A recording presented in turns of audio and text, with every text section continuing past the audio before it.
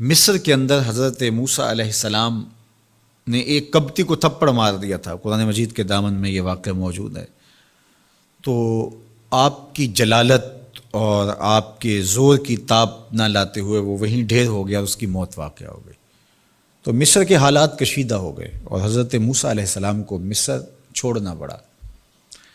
تو وہ شہر مدین کی جانب جا رہے تھے کہ راستے کے اندر ایک کنواں تھا، وہاں کچھ لوگ اپنے جانوروں کو پانی پلا رہے تھے۔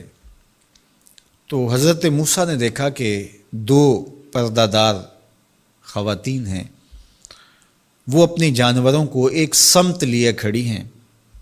سمجھ گئے کہ مردوں کے ہجوم میں آنا نہیں چاہ رہی، ان کا حیا مانے ہے۔ تو آگے بڑھے اور ان کے جانور ہانکے اور ان کو سیراب کیا اور پھر ان کی جانب ہانک دیے۔ وہ واپس گئیں اور اپنے والد بزرگوار سے کہا کہ ایک سال نوجوان جس کی آنکھوں میں شرم و حیا تھا، اس نے ہمارے ساتھ یہ مہربانی کی۔ تو ان کے والد گرامی نے کہا کہ جاؤ اس کو بلا کے لاؤ۔ قرآن مجید میں اس کا ذکر کیا گیا۔ فجاءتہ احداہما تمشی علی استحیاء، ان میں سے ایک خاتون حیا میں سمٹی ہوئی حاضر ہوئی۔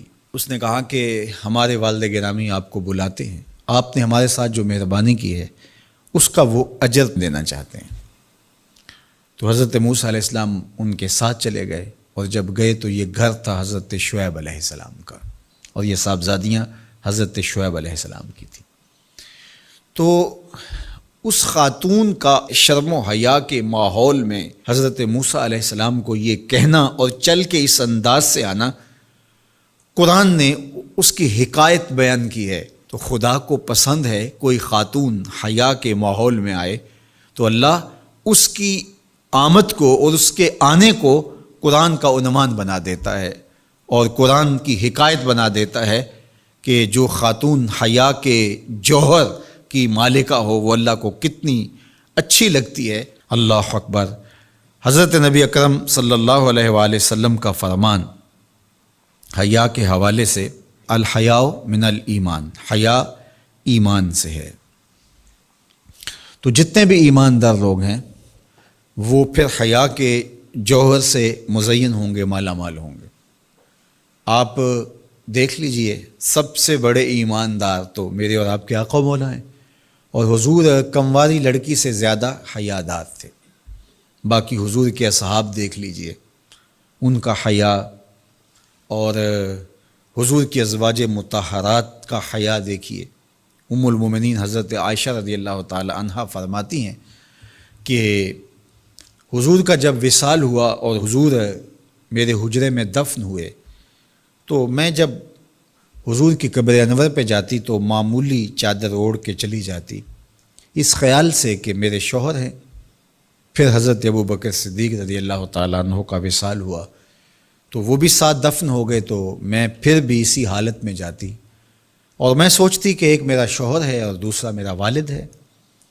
کہا پھر حضرت عمر رضی اللہ تعالیٰ عنہ کا انتقال ہوا اور وہ بھی ساتھ مدفون ہوئے۔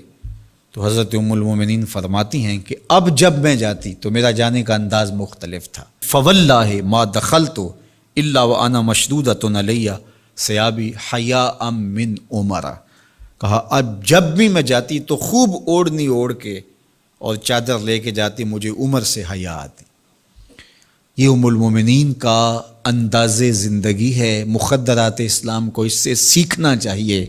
جو قبر میں دفن ہیں ان سے بھی یہ حیا کریں، جو مومنوں کی ماں بھی لگتی ہیں۔ اور آج یہ دلائل دیے جائیں کہ پردہ تو جناب دل کا ہوتا ہے، چہرے کا پردہ تو نہیں ہے۔ باقی کسی کو اپنی آنکھ میں شرم پیدا کرنی چاہیے۔ عورت کو کیا ضرورت ہے کہ وہ اپنے آپ کو ڈھانپ کے رکھے؟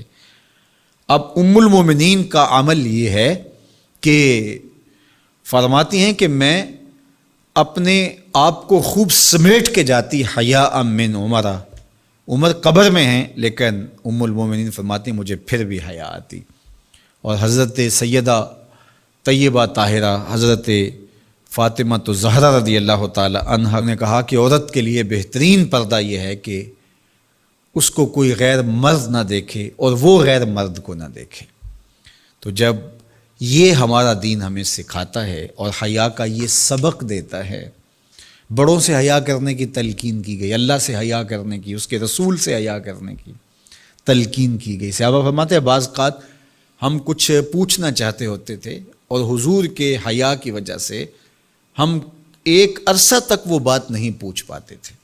آج دادا کے سامنے بچے جس طرح بات کرتے ہیں اور جس طرح بچوں سے حیا کا جوہر ختم ہو گیا ہے اور اس کو وہ تہذیب نو کا کرشمہ سمجھتے ہیں اور جدید دور کی کرامت سمجھتے ہیں، یہ دور جدید کی کرامت نہیں ہے، یہ جاہلیت ہے۔ بڑوں کا احترام اور بڑوں کی عزت یہ زندگی کا جمال ہے۔